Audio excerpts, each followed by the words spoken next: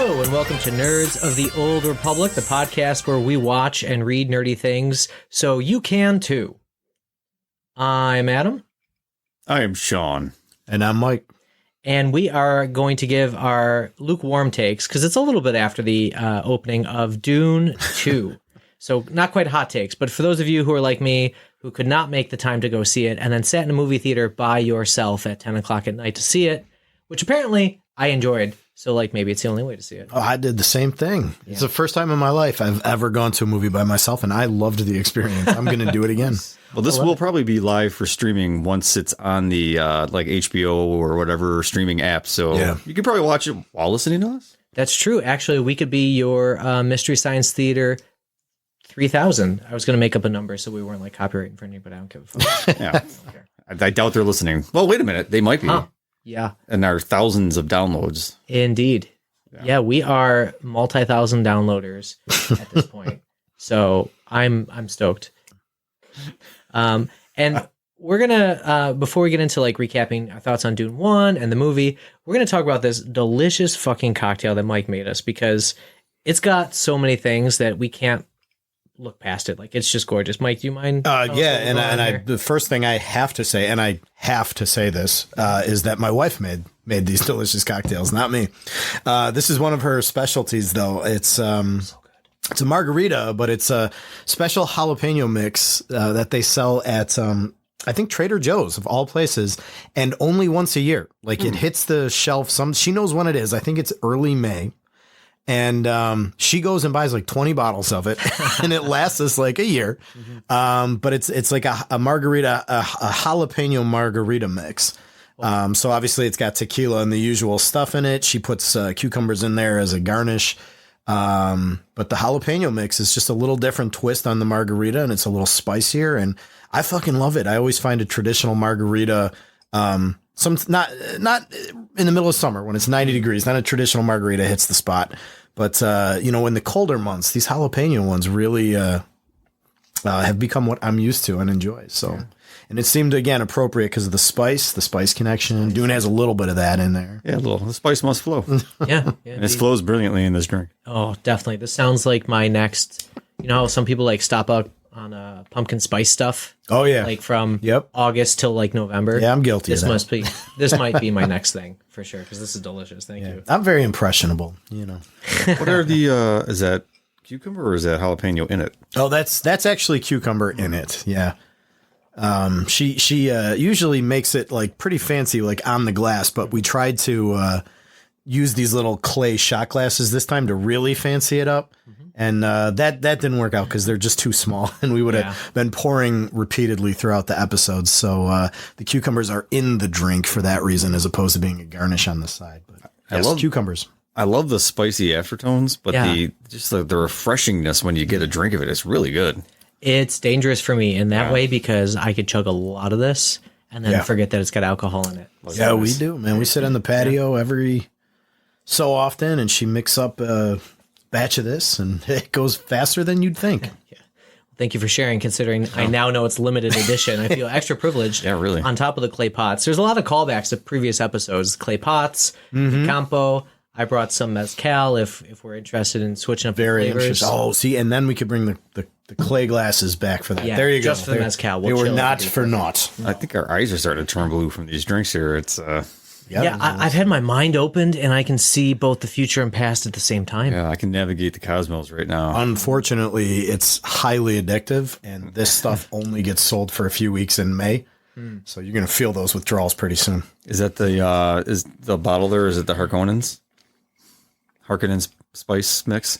Yeah. That would be obviously, hilarious. And that's why they only sell it once a year, is because they have to. It's coming from a long way away. Yep. From a dude who Rabbin's Reserve. Oh God! From a dude who like dips himself in thick oil every 45 seconds. We're making some references to the movie. We might as well switch over. Dune 1 came out, and we had the chance to see it all at the same time. Yeah, which was awesome. Yeah, that was the stars cool. aligned. We saw it in IMAX. Yep. And I just remember being fantastically blown away by the scale. Like, I felt like Villeneuve was able to capture the fact that this was a galaxy that you were working across, which not many movies can do. So I was super impressed with that. Is there anything you guys want to just like bring up from the memory banks from Dune 1 before we talk 2? I watched it again with my daughter because she wanted to see the second one with me. So I'm like, well, you got to watch the first one. So we watched it. And I just, same kind of memory of just the epic feel. It almost had like that golden age of Hollywood biblical epic kind of like sense of scale to it, which I thought was really cool. You know, it's the acting is super stoic, but they take it so seriously. I wouldn't say it's like comically Shakespearean level, but it just, there's reverence sounds too like the thing to say, right? But it's like they definitely took it like the source material for what it was, and I think did a really good job with it. And I think a common criticism that I've seen of Dune 1, maybe the only criticism that I've seen repeatedly, is that it's slow or that not a lot happens in it. I don't remember feeling that way when I watched the movie the first time. And I also rewatched it before seeing Dune 2, and damn you margaritas. And I still didn't feel that way at all. It certainly doesn't have as much action as the movie we're about to get into, but I felt that the pacing was excellent in the first. I liked everything about it. Yeah, I agree. I felt like just when I was like shifting in my seat, like, oh, okay, some physical action on screen took place, whether it was like, Timothée Chalamet doing some sort of physical feat, or like being attacked or running away, or like the massacre on the Harkonnens showing up. Yeah. The sandworms first appearance, there were some big moments in that. I'm honestly the big ship, the tube thing. Like how unexplained and yet just like, you just know that that's what that is. I'm honestly watching that movie the second time with those criticisms in mind, just to see if it registers for me the second time. And I'm like, God, if you are watching these people jump across space, and you're watching like the explosions and the fleeing across the desert and the sandworms and the hand-to-hand duels to the death, you're watching all of that and you're thinking like, not much is happening here, then you've just been very jaded by Hollywood. Oh, yeah. Yeah. This just wouldn't be your movie. No, I guess not. I mean, to me, that's like everything happening. That's pretty crazy shit. Yeah. Yeah. On top of like the whole gathering of a religious army, fighting that urge to just go straight to like, like holy war right away and everything. So yeah, I guess we're ready to launch into 2 then. Yeah, absolutely. I have so many things to say. Besides Dune 2, the dose, the Dunening, Dune 2, even Duner. Oh, Dune harder. Ooh, yes. Mo Dune, Mo Prop. No. Dune, where's my car? Yep. That's Bellworthy. Nailed it. All right. That's a reference our younger audience will not get. You see, there was this Ashton Kutcher film. I'll just look it up later. Just IMDb it. It's a work of art, really. Oh, man. What's mine say? Sweet. What's mine say? Dude. Yeah. If you're old enough to drink and you have enough drinks and then watch that movie, you'll get a laugh. Yeah. Maybe. I don't remember the film at all. I just remember the title of it. There's been a lot of memes out that I've seen lately, though, connecting to Lebowski. And they put like, Jeff Bridges in his Lebowski form against the backdrop of Arrakis. Oh, God. It just says like dude at the top instead of Dune. Oh, my God. The Dune abides. I love it. Yep. I love it. Well, so getting into Dune 2, it picks up right where Dune 1 left off.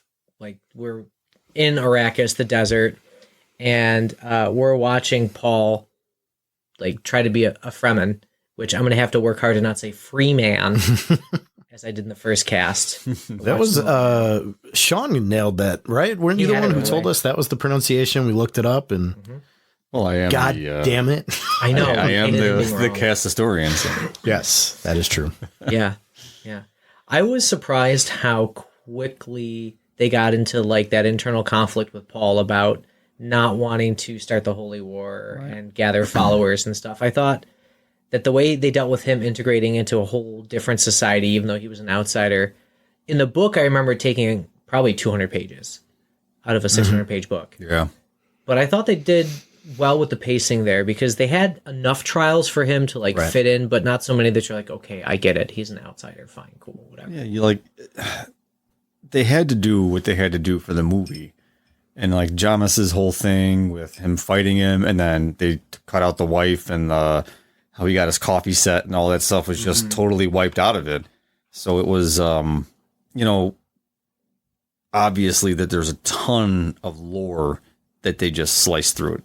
Yeah, I do feel like if you read the book, you kind of saw the gaps. Right. But I understood why. Oh, yeah. You have to aim for at least not the middle ground, but maybe like the literate middle ground. Right.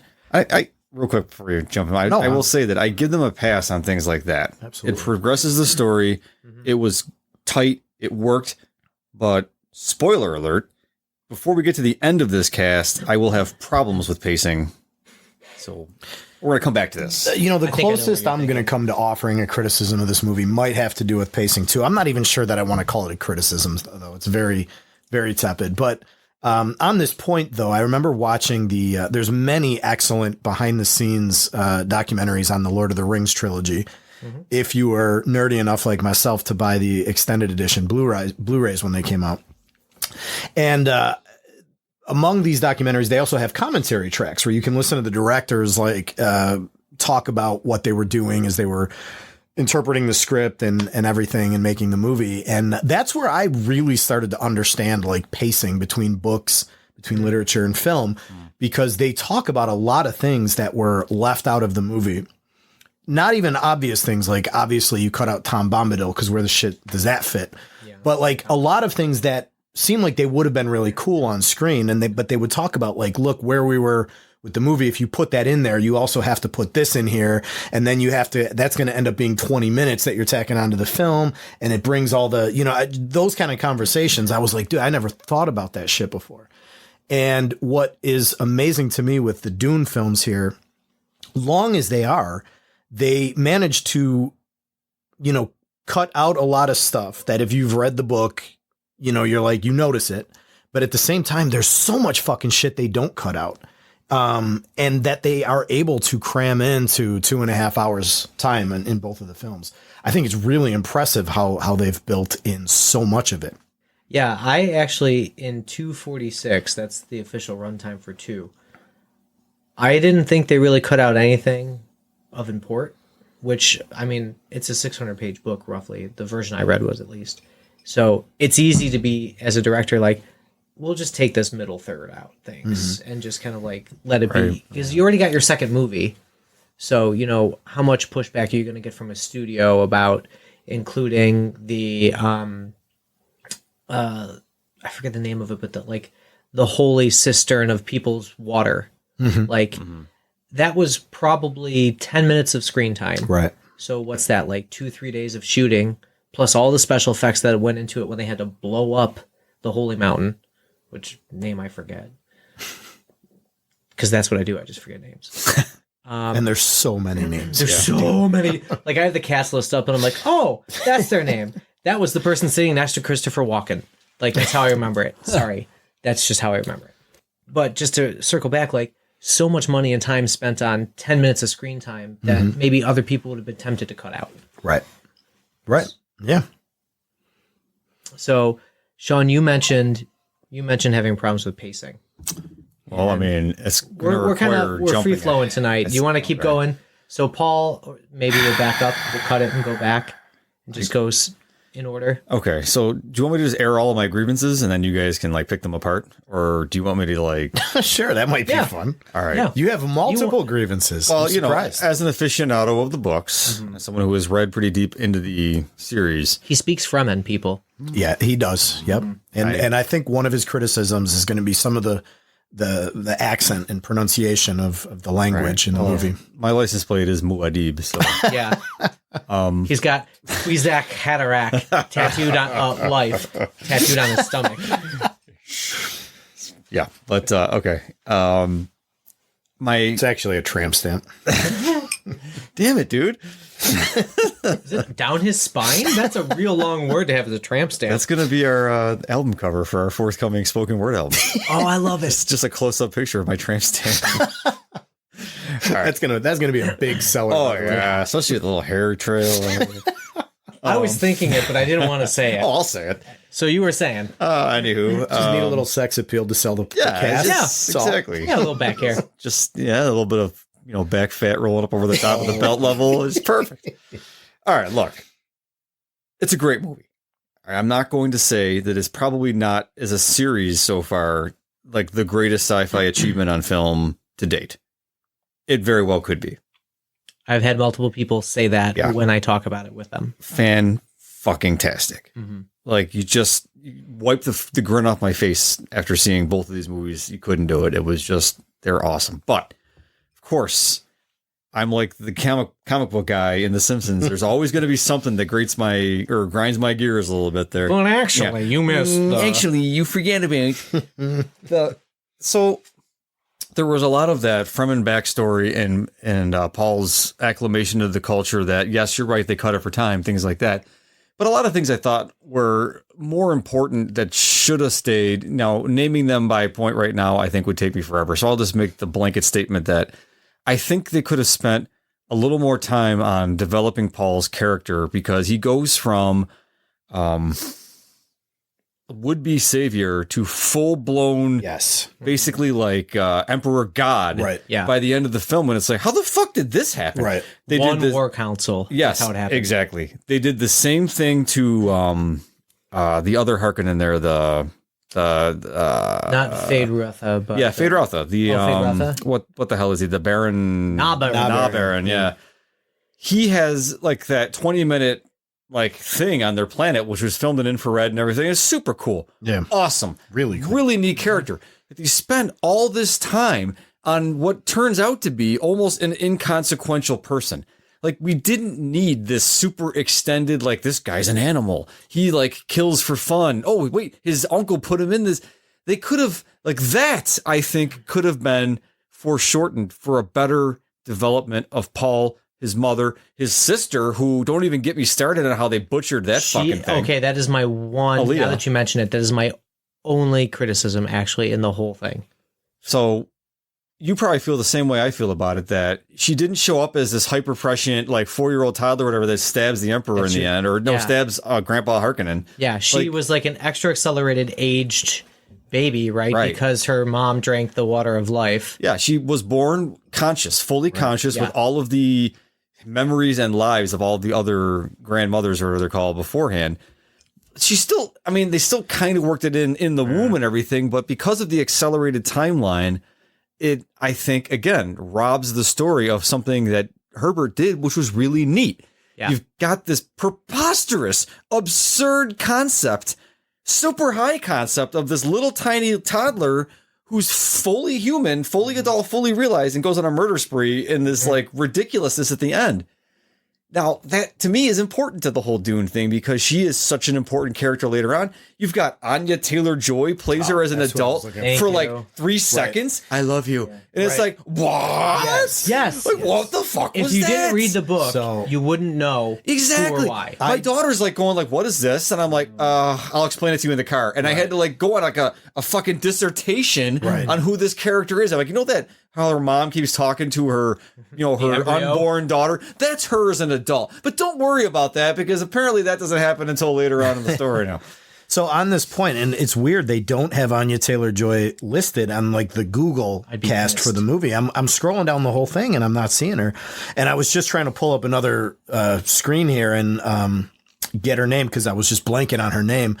But I was going to make that point. I was like, why do you go out and get an actress as big and successful as she is and put her in the movie for a grand total of, what was it, 6 seconds or less? Right. Like, it was like a blink and you would have missed that completely. It's like getting Meryl Streep to play the other Grand Witch there, who's only in there for like 3 seconds. Yeah. He gets the voice. Silence! Yeah. Like, that was badass, by the way. Everybody at my theater went berserk when he did that. That was super cool. But I'll end my grievances with this. The only other problem I have, and I cannot believe that this is a problem for me, was the miscasting of Christopher fucking Walken. Yeah. Why in the hell do you cast Christopher fucking Walken to play the Emperor of the Universe?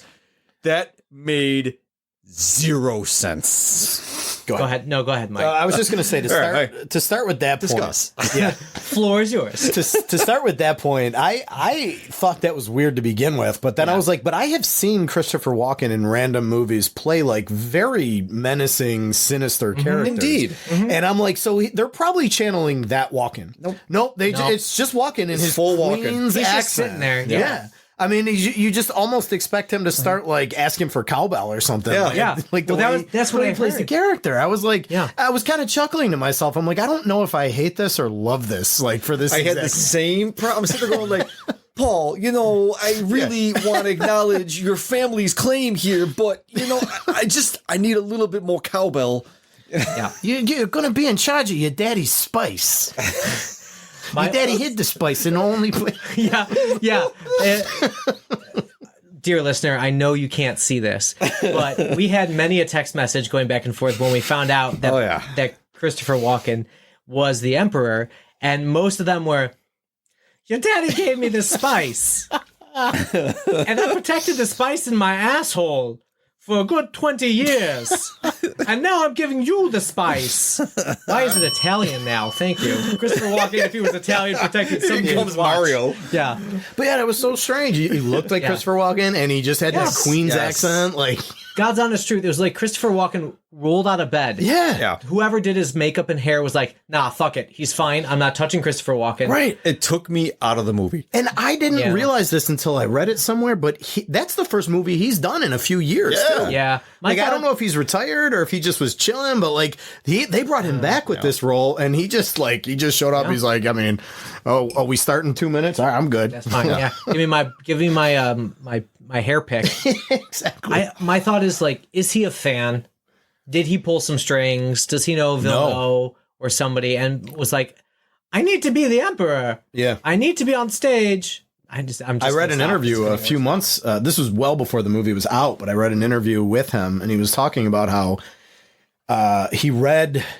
I think he said, and I think I'm quoting him here. He read one of the books when he was a kid. He didn't even say I read Dune or I read the first one. He said he read one of the books when he was a kid. So it's not like Stephen Colbert like showing up in The Hobbit. You know what I mean? It's not like Die Hard like getting like his shot. It was just I read the Golden Book edition. and I read Elvish. Denis Villeneuve is usually like on point with his casting. Like he picks these characters that play these parts really good. So again, I don't know. I mean, I'm not even sitting there saying I hated it. I just can't decide if I hated it or loved it. Every person cast in these films has been spot on, except for obviously to me, Christopher Walken. And I think she's lovely in everything she does for the most part. But Florence Pugh was another one where I'm like, really? She's the Emperor's daughter now? So now I'm trying to reconcile the fact that the Emperor is Christopher Walken. Right. And all I can apply to him is all of the campy characters he's ever played, because there was not the, Deer Hunter or whatever Christopher Walken was, not Deer Hunter. Deer Hunter. Yeah.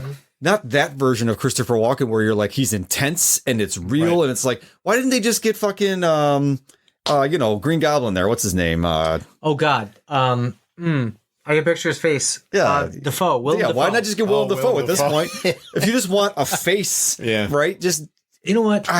Willem Dafoe to me is always going to be the inspector from Boondock Saints. Nice. Always. Yeah. There was a firefight. Boom, boom, boom, boom, boom. He could do it. Man. Just that kind of makes me feel like river dancing. Nice. We should do that one. I haven't seen that one since college. I would love to. But Florence Pugh was I just don't think she was utilized correctly. She just, Princess Irulan is not who, I don't picture like her kind of figure. Everybody, Anya Taylor-Joy, I think would have been a much better casting for that role. Florence Pugh could have been the grown-up daughter or whatever. It just, everything felt funky. Right. After I found out that Christopher Walken's the fucking Emperor. Yeah, so Walken, the Emperor, comes across like your uncle from Queens. Yeah. And his daughter comes across like way...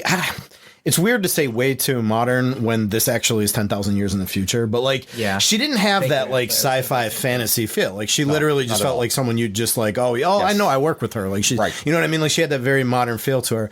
And then also and it also changed that character, because in the book, that character is represented as being somewhat I don't want to say powerless. That's not the right word, but like, you know, the sisters don't like take her seriously, and they're just trying to use her to manipulate the genetic experiment. And, you know, in this, it's like, she's very much like she's calculating and she's telling her father what he needs to do. And it's like, I didn't read that in the books. No, the emperor was like, shut up, sit down. We're going. The books were much more about her like keeping track of the whole epic as she witnessed it and writing it down. And it was like a cursory application of that where she's like keeping a diary, but there was no scenes. Import to it. Yeah.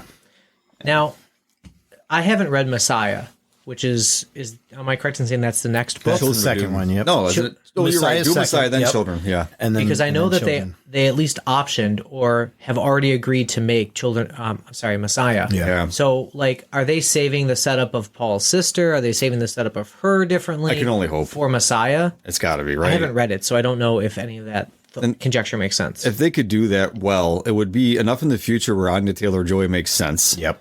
They'd have to age Timothée Chalamet up a little bit and Zendaya. But I mean, they could make it work. Yeah, they could do it. They could absolutely do it. But and maybe Not- post-rectify some of I'd be these really curious though, because we're sitting here talking about how much they have to trim down Dune to fit it into a couple movies. Dune Messiah is a very slim text and it's very philosophical in terms of narrative. Not a ton happens. It's hard for me to see how they would be able to make that into equally as an epic of a film to match the first two. I think it's doable only because if you think about the Hollywood arc now, which is always the 3-movie arc, everything's got to be told in 3 Sometimes parts. 4 if you do a prequel. Yeah. Well, that comes after, you know, that's the ancillary thing. Dune, But the birth of Paul. yeah, exactly. Or Dune, the jihad or whatever, you know, like it's the, I think they could do it as a part 3 culmination of the entire Paul Atreides sort of like arc.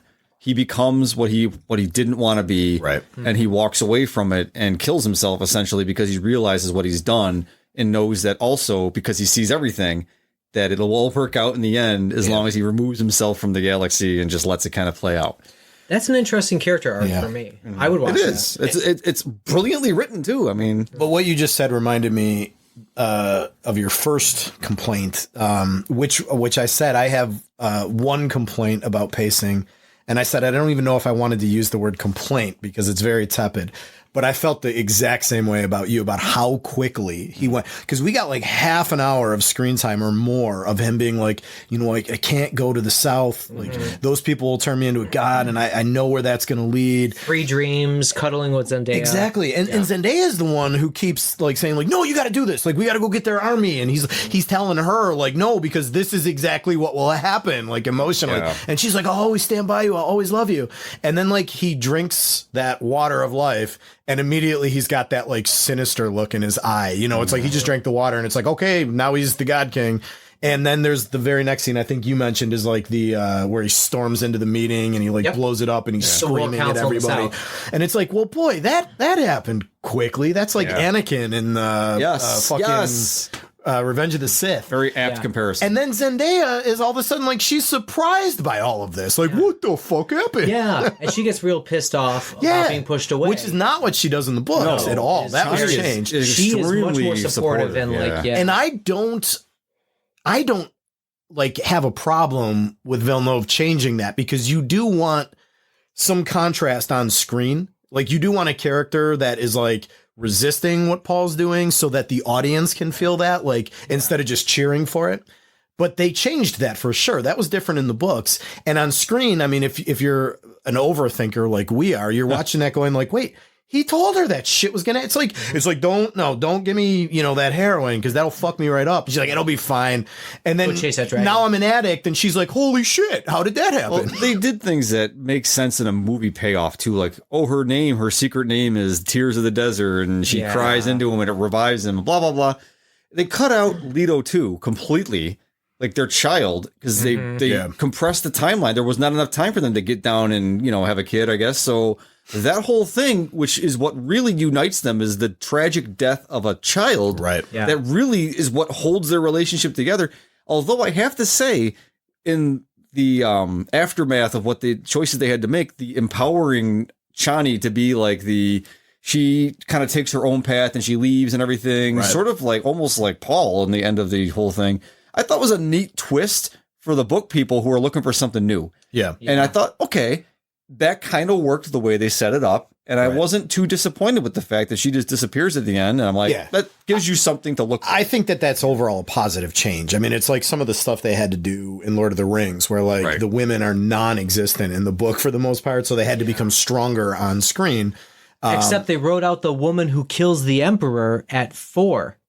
Yeah. They cut, like, that was one thing that I thought was such an interesting twist that I did not expect from a book of the era that Herbert wrote. Like, the girl is the one who, like, ends a lot of it with killing the emperor.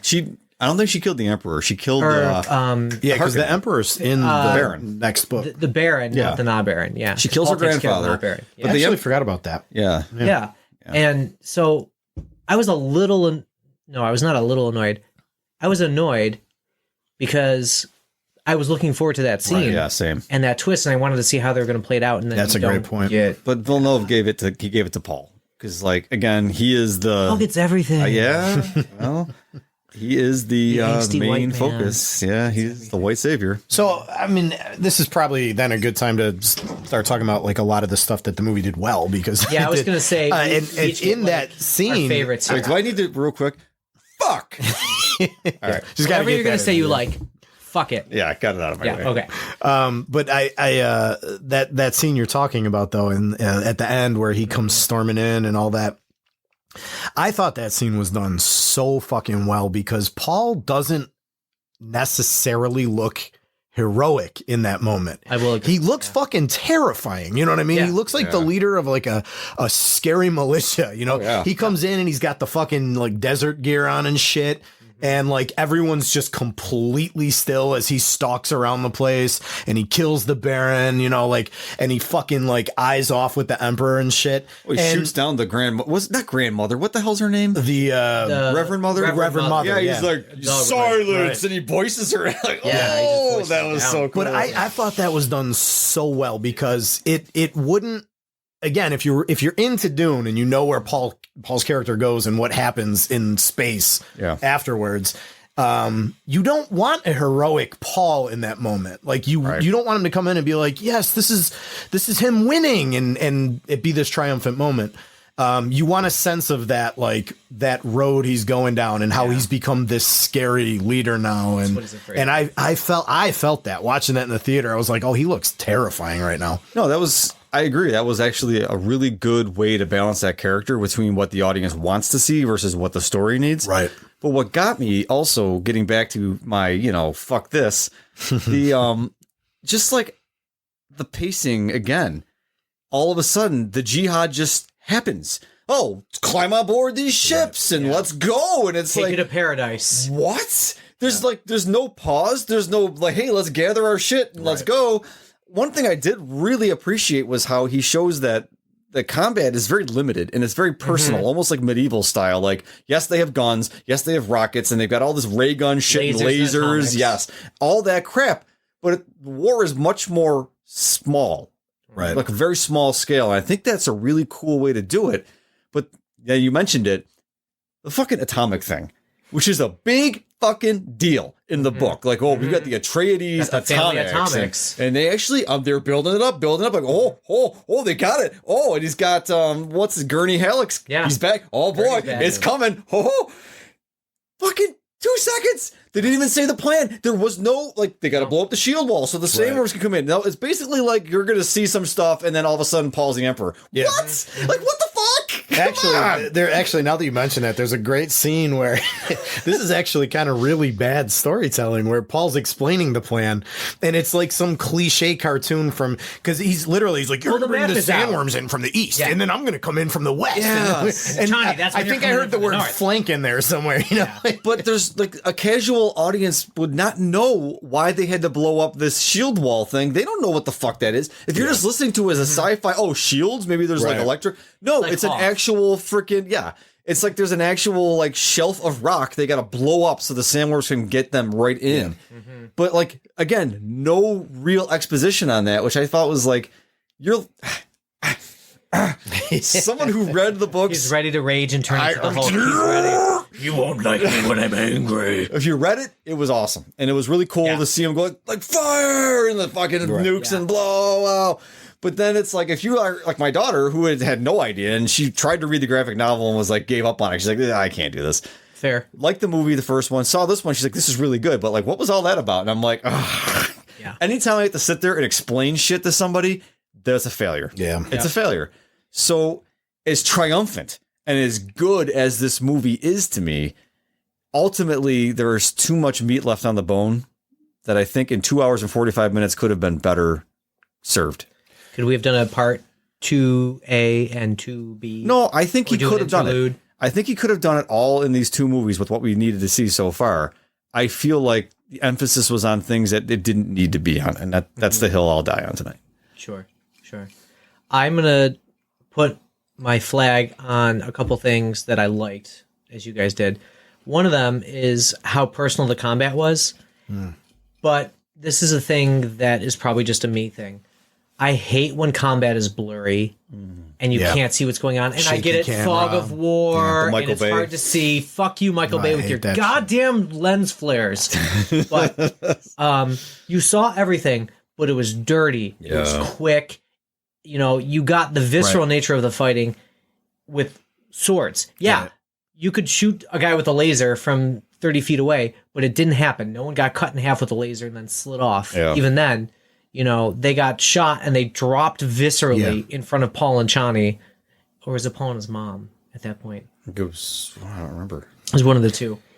So I loved the choice to make everything personal because it changed the scope of the visuals for me. And I completely agree with you. I was actually reminded of how much I hate shaky cam and quick cuts recently because my wife and I rewatched the Bourne trilogy. The first one's excellent. It's definitely got the shaky cam stuff going on.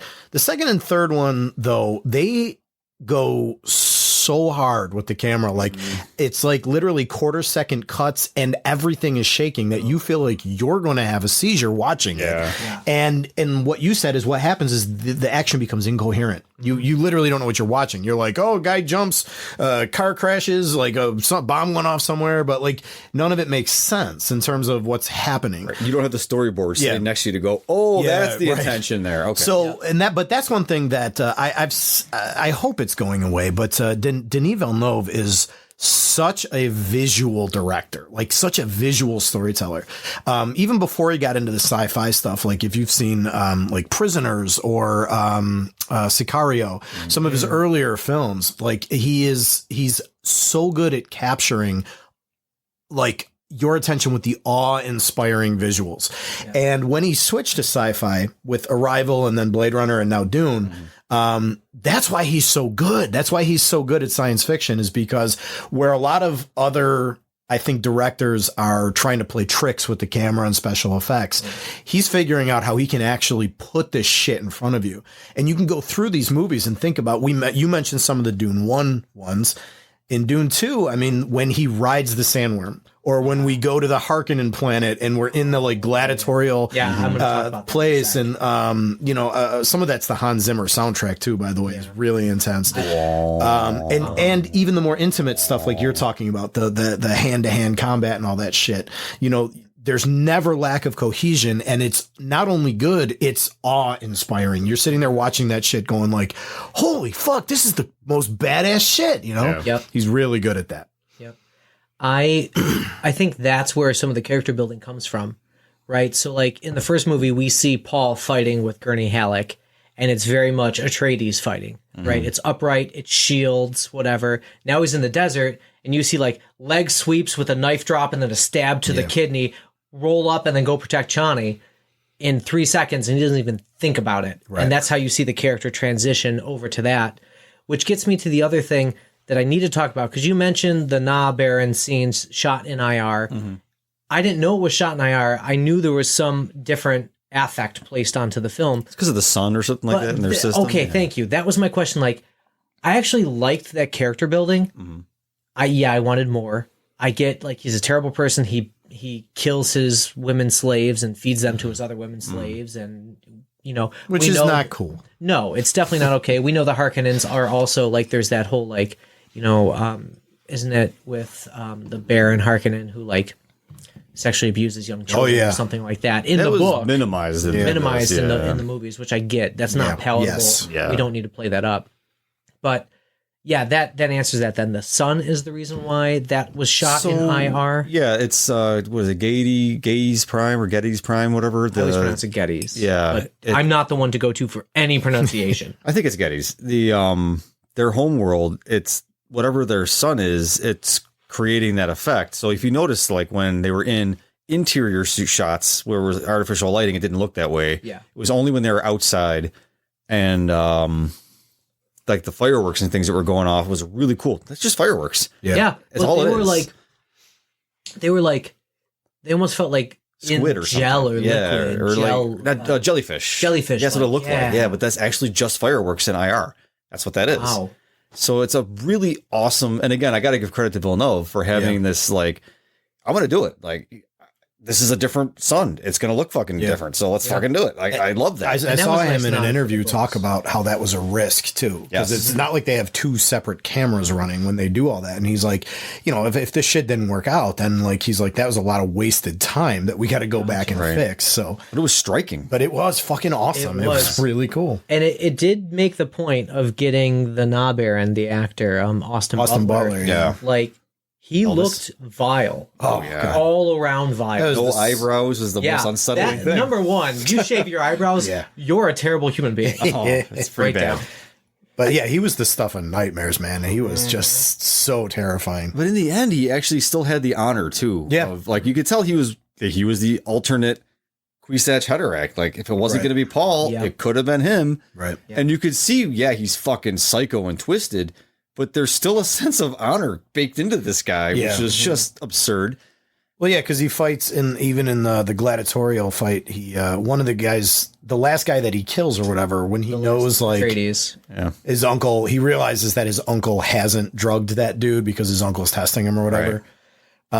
And he decides he's going to fight him anyway. And then he says something to that guy as he's dying. Was it like, you fought well or something like that, right? So after pulling his shield off. A totally depraved monster, yes. But at the same time, like you said, like even monsters can have their own codes. And and like he watched his uncle die and you could see the look, he played it very well. The look on his face of like, oh, that's interesting. Yeah. Like not like anger or anything. Just like, oh, okay.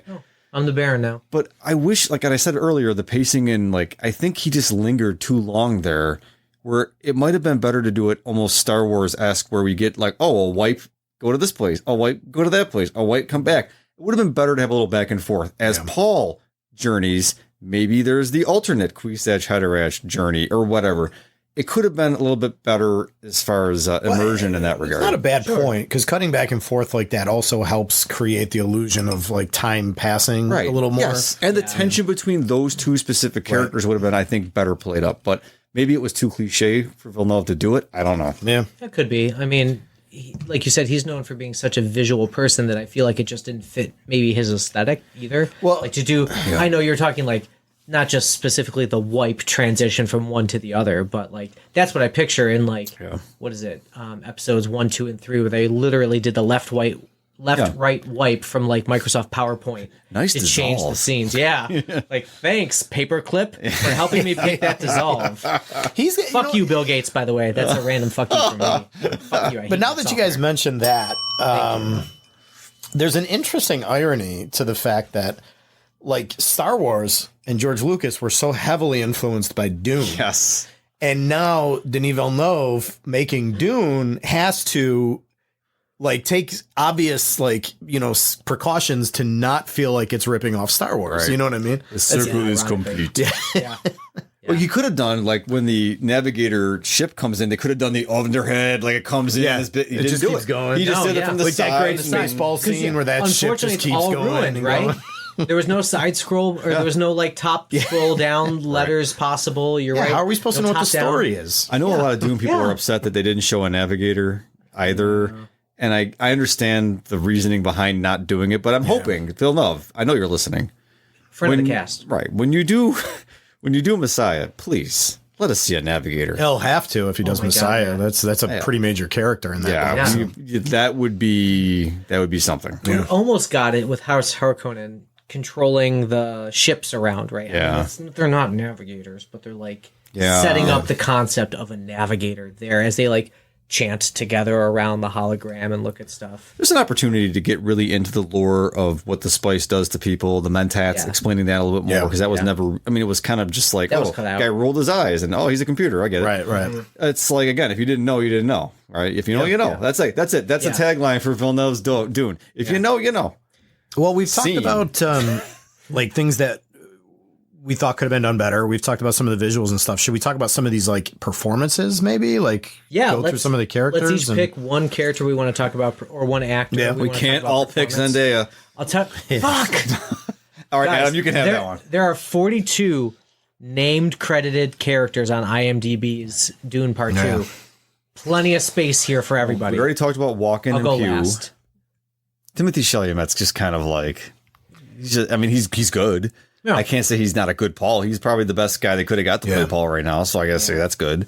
I like, honestly, I think I said this after Dune 1. Like, I like him in the part. Like, I don't know him from a ton of other stuff. I did see Wonka recently with the kids. I thought he was fine in that, but he's a good actor. I think he does a nice job, like summoning the youthful naivete when he needs to, but he also does a nice job summoning the like a leader coming into his own when he needs to. And at the very end of this movie, when he had to become like the God King, I felt like he did pretty good with that too. So I like him in this. I was laughing a lot at is it Javier Bardem? Is that how you say his name? Yeah. As Stilgar. Stilgar. Like Adam, I am also not the guy to come to for pronunciation. Tune into our next cast when we are reading The Mountain and the Sea by Ray Naylor. Those fucking names, man, it's going to be bad. We should just have a behind the scenes cast where Sean just teaches us how to pronounce them. He's like our accent coach. But I was laughing.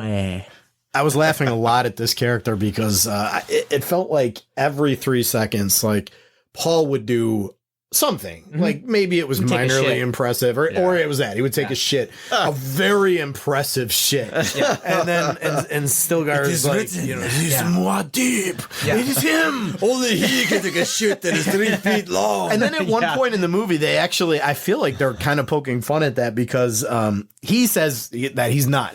I am not your savior, blah, blah, blah, or whatever. And then Stilgar turns to like him and his buddies who think just like he does. And he's like, it is written that the savior would deny that he was the savior. Yes. Yeah. So if anything, this proves it. Yeah.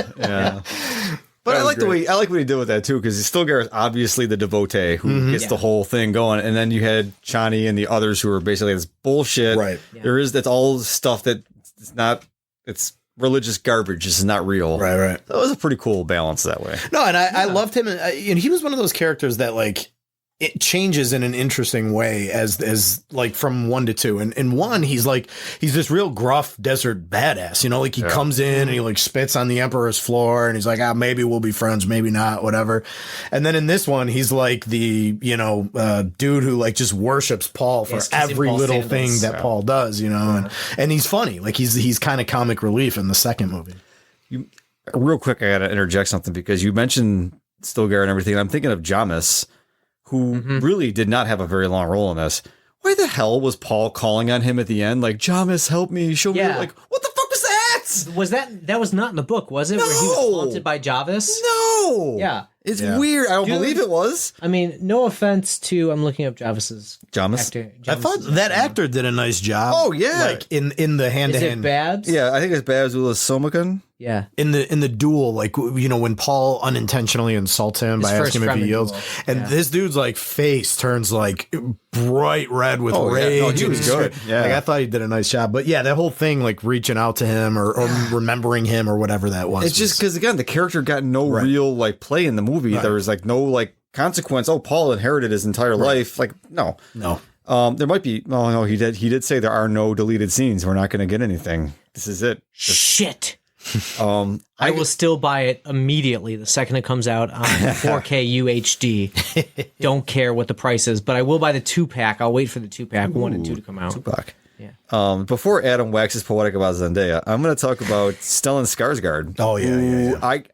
Again, a bad guy. From the illustrious Skarsgård clan of like 47 actors. Yeah, holy shit. That family just keeps cranking out hits. Yeah. There's every time like a new movie comes out and it's like this is Jeff Skarsgård. Yeah, like, Jeff Skarsgård. I didn't know there was a Jeff. This is Dolly Skarsgård. She's Olaf Skarsgård, Dolly Skarsgård, and Jeff. But Stellan's the OG, right? Like he's like the as far as progenitor.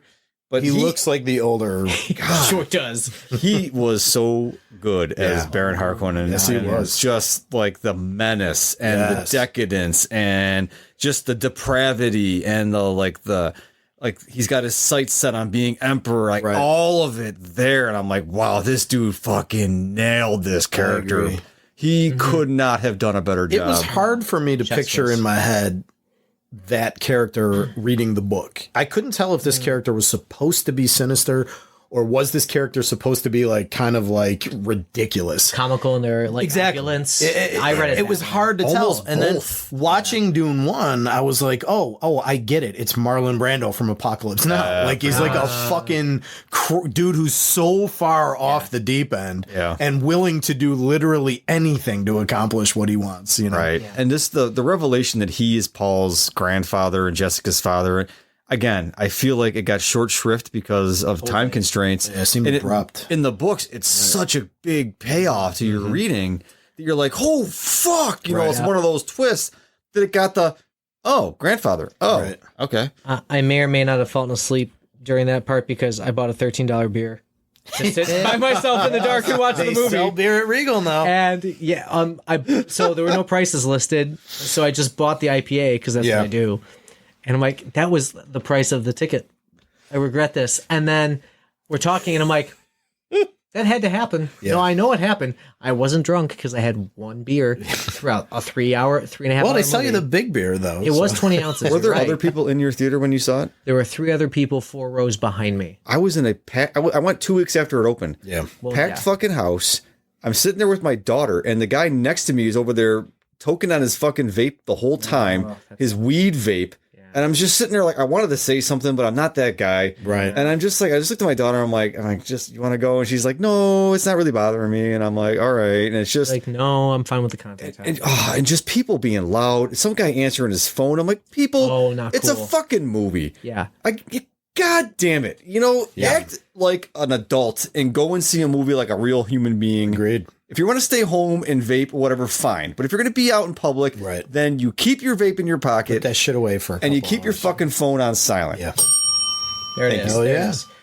I did not have that experience because, like I said, there was 4 people. And I enjoyed, maybe it was my fault, the Regal recliners because I was in the 3rd row. Because the only other people in the stadium took my seats that I always get, which is row F. Yep. Center. I'm like, fine, fuck it. This is over. I'm getting row C and I'll recline. Nice. And I did. So I missed the reveal about the grandfather stuff. And y'all think I'm going to talk about Zendaya. She's gorgeous. She does what she needs to do. Cool, fine. She's queen. It is known. It is written that she's my celebrity pass. But I have a Spider-Man costume, Zendaya. So, no, I wanted to actually talk about Dave Bautista. Oh, Rabin. Yeah. Right? Because that dude goes from, Drax, I've mastered the art of moving so slow that you can't. No, he goes from badass motherfucker on the planet, running everybody with fear and rage, except for the scenes between him and Stellan Skarsgård. Yeah. When, he's like, tighten your grip, Raban. And he's like, oh, fuck. And he goes out into the field and he sees Paul fight and he cowers and runs back. Right. Yeah. And his ass is saved by his pilot. Yeah. As the Fremen fighter's like, for Modi. Yeah. It falls off the plane. I thought that acting was great. I was impressed with it because I'd only seen him in Guardians of the Galaxy prior to this. Yeah. Very impressed. Batista is actually one of those like long line of professional wrestlers who I think because of the performance art of professional wrestling, he gets it. And he knows how to act. He's very good. And I I hate to say, I think he's typecast a little bit, but I feel like he nails it. When he gets a job like that, he nails it. He showed up in briefly at the beginning of Blade Runner 2049. And that was a pretty emotional scene because it's like he knows what's happening and he's, it's like fate at that moment. He plays it well. But yeah, he, a lot of his scenes in this movie were very like cringy. And I mean that as a compliment to the way he played it. Yeah. Because it's supposed to be a guy who realizes things are slipping from his grip. Yep. And he tries to like go bigger and crazier to get things back in his grip. So a lot of it, he's just always like screaming at people and going nuts, and it's like cringy, but you're like, yeah, that's a dude who knows he's losing it, Yeah. Yeah. Like, you're not insane enough for your family. Yeah. Sorry, buddy. Try. Oh, there is that's no next a great way time. to put it. Yeah, that's pretty much nailed it right there. Yeah, so I was impressed by him. Nothing against Zendaya, of course. No, we all love Zendaya. For sure. She's fantastic. Yeah. So that we could end with one thing you'd want to see in Messiah. I think, Sean, you've already mentioned Good question. Well, I mean, the extended passionate scene between Paul and Zendaya, I think we all want to see that. I would literally join their OnlyFans for 2 months if that was a thing I could do. No. I honestly, at least one paycheck. In all honesty, I think I really want to see the completion of Paul's arc. Yeah. And I want to see how they play him going from being reluctant Messiah to being, well, it's on now, to then realizing that he's got to get out of it and he's got to do something to change the one vision of history or the future that he sees as the only way out and make it work. And I think that'd be pretty cool if you could pull it off. I want to see it done in one movie. I want to see this happen as a trilogy. And then I want to see Villeneuve step away and not do any more. Because I think after that... Not do any more Dune or anything. Villeneuve, no more Dune. Villeneuve has said that he may not even do the third. That he'd have to be like sure that it was worth doing before he'd commit to it. I think he will. And then he went on to say, and then that would definitely be the last one because he doesn't want to just be sci-fi Dune guy forever, which I would agree with. I need him to get back to making other stuff too. Considering the return and the accolades he's received for this one, I can't see him not doing it.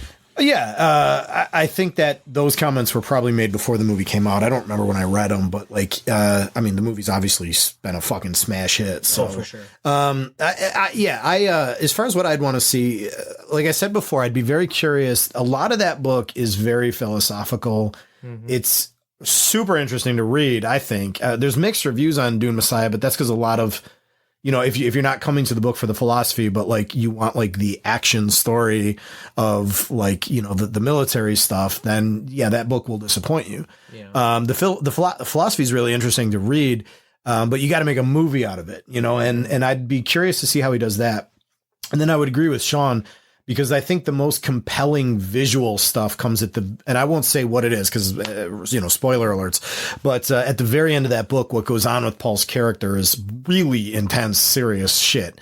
And I think visually, that could look really dramatic on screen and be just loaded with devastating pathos. Oh, yeah. That would be cool to see. Chalamet could pull it off. Oh, gosh, yeah. Absolutely. I mean, he's very good, honestly. Like I only know him from these two movies and Wonka, but like that's a pretty big range. It's a Savior huge to range. Candyman. Yes, like the God King whose jihad spreads across the universe, or the dude who makes chocolate and is quirky. But but I feel like in this role as Paul, like I feel like I can already start to picture what that might look like, and it's impressive. Mm-hmm. And Villeneuve's the director, to do it, and that would be the most interesting part to see achieved. I'm looking forward to his turn as Jack White in the new biopic that's coming out. Oh, actually, he is playing Bob Dylan. Is that what you were going to say? Yeah, you're really? Yeah, I was going to say that. Yeah. Wow, I just totally made that up out of my head. Yeah. Wow. No, he plays like 60s Bob Dylan. I'm so fucking pumped, man. Yeah. Can you pull up the boys? Oh, yeah. Well, come on. Ready for the hurricane.